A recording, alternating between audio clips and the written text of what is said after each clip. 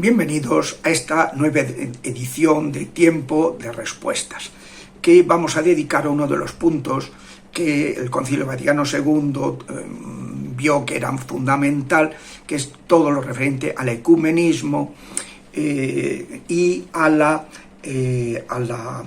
trato con los no cristianos y incluso con los no creyentes. ¿Por qué el concilio planteó esta cuestión? Porque al dinamitarse la cristiandad y dejar de haber una unidad religiosa y dejar de, en primer lugar, pues surgen las confesiones no católicas. Eso se fue produciendo primero en el siglo XI, con la ruptura de los orientales, los que llamamos ortodoxos, que se llaman ortodoxos porque ellos se justificaban diciendo que nosotros éramos heterodoxos, porque decíamos que el Espíritu Santo procede del Padre y del Hijo, y ellos dicen que procede del Padre a través del Hijo.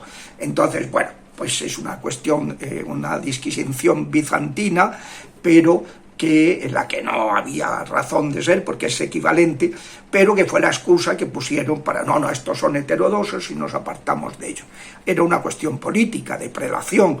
En la capital de Roma, cuando el Imperio Romano estaba en Roma, su capital, pues era lógico que el Papa lo aceptara todo el mundo como el primado en la Iglesia, pero en el momento en que la capital del Imperio Romano pasa a Oriente, el obispo de Constantinopla, pues quería, el patriarca de Constantinopla, quería la prelación, y empezaron las tensiones por motivos políticos que acabaron como el Rosario de la Aurora, en el año 1054, en que los orientales se apartan de la Iglesia.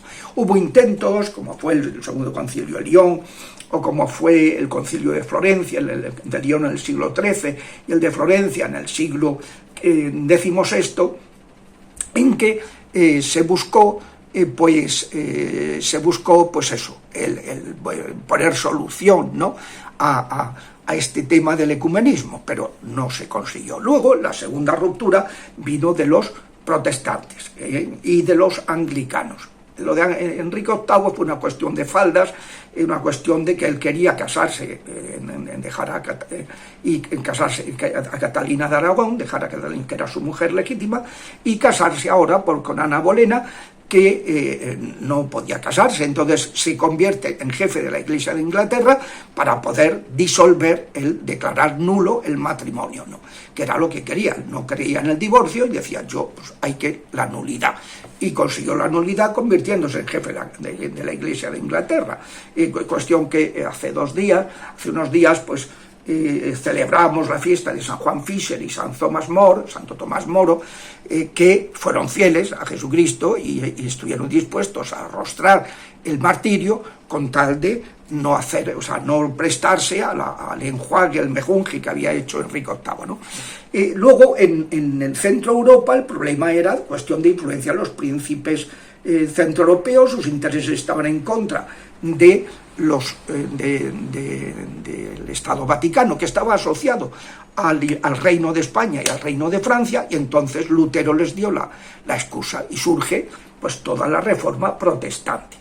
Los anglicanos son una cosa, que además han estado bastante cercanos a la Iglesia y tenían los sacramentos, hasta que en 1940 y pico cambiaron la fórmula consecratoria de obispos y perdieron la sucesión, y entonces ya al no tener sacerdotes ni obispos, pues han perdido la mayoría de los sacramentos y han perdido el oremus también en las cuestiones doctrinales, que hasta entonces pues eran muy fieles, ¿no? Y eran, por ejemplo, pongo un ejemplo, C.S. Lewis, Clive Staples Lewis, que se escribe Lewis, pues el de las Crónicas de Narnia, es uno de los mejores apologistas del siglo XX, y cualquier católico puede suscribir todas sus tesis, y él era anglicano. Él, cuando se convierte, que era agnóstico, y por su amistad con Tolkien, un católico, se hace anglicano, que era lo que él conocía, la Iglesia Católica de Inglaterra, que se autodenominan ellos, ¿no? Entonces, hombre, católico de Inglaterra no pega mucho, porque católico es universal y ellos anglicana, pero bueno, era un contrasentido, pero lo que querían era seguir siendo Iglesia Católica. Y entonces, pues, bien, pues en Centro Europa, claro, se apartan, pierden la sucesión apostólica y ya solamente sí tienen el bautismo, y en algunas confesiones que reconocen la indisolubilidad del matrimonio, pues el matrimonio, si no, ni siquiera. Entonces, bueno, pues ¿qué diferencias hay? Que me pregunta mucho la gente, ¿no? Pues entre un evangélico, los evangélicos son la rama luterana de los protestantes, luego está la rama calvinista y otras muchas, al final se han dividido en unas 200 confesiones protestantes. Y luego hay sectas protestantes, pero vamos, una cosa es una secta, que ya es una utilizar la religión para intereses perversos y torcidos, y otra cosa es una confesión religiosa que es incompleta, que desde el punto de vista de seguir a Cristo, pero que creen en Jesucristo, etc. Un testigo de Jehová no cree que Jesucristo sea Dios, es una secta. En cambio, un evangélico sí que cree que Jesucristo sea Dios, ¿no? Entonces, bueno, pues esa es la... Es decir, ¿qué diferencias hay entre los católicos y los evangélicos, protestantes, etcétera, y los anglicanos y los ortodoxos? Los que están más cerca, porque tienen todos los sacramentos, son los ortodoxos.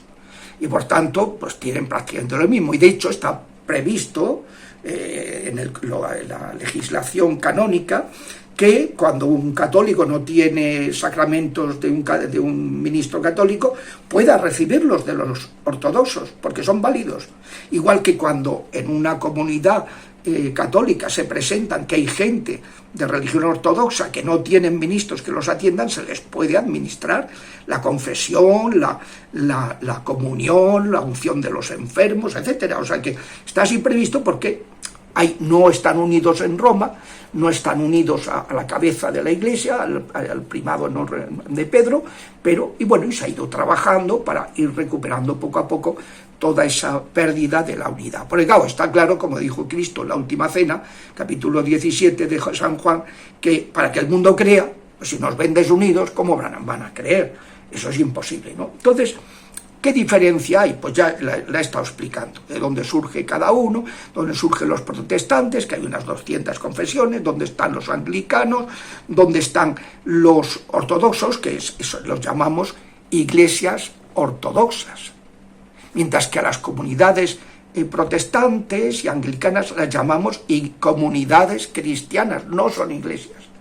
Son comunidades cristianas, están mucho más lejos al no tener más que el sacramento del bautismo, que solo puede administrar cualquier fiel bautizado, ¿no? Cualquier fiel pues puede administrar el bautismo, con la intención de hacer lo que hace la Iglesia, ¿no? Entonces, pues el concilio lo que hizo fue hablar de esa necesidad de aprender a vivir en una sociedad plural, respetando la libertad religiosa, y a convivir pues con los cristianos orientales, que tenemos que tratarlos, con los protestantes, que es otro documento, con los no cristianos, judíos, maometanos, y con los no creyentes.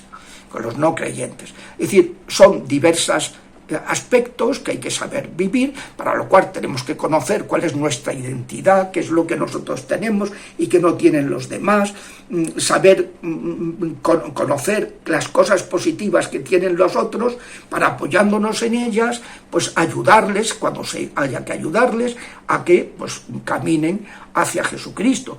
Pueden salvarse pues todo el que actúa de buena voluntad siguiendo al Espíritu Santo, pues puede salvarse, y cuando muera las cosas que desconozca Cristo se las revelará. Solo se podrá salvar el que acepte a Cristo como único Salvador del mundo, ¿no? Pero claro que puede salvarse, igual que se han podido salvar desde Adán y Eva hasta que vino Cristo todos los que no habían conocido a Jesucristo, que ya les fue revelado. Por eso Cristo, cuando baja a los infiernos, que se dice, cuando baja al seno de Abraham, va al encuentro de todos esos que habían muerto en la fe, en la buena voluntad, para mostrarse a ellos que era su Salvador, ¿no?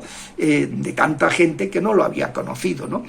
Entonces, pues ese es el punto, ¿sabe? Se salva el que solo Cristo puede salvar, y en esta vida el que desconoce las cosas de Cristo tiene la voz de la conciencia, donde habla el Espíritu Santo. Si las va siguiendo, va camino de salvación, y ya el Señor se encargará al morir de completar lo que le falte. Pues hasta la semana que viene, si Dios quiere.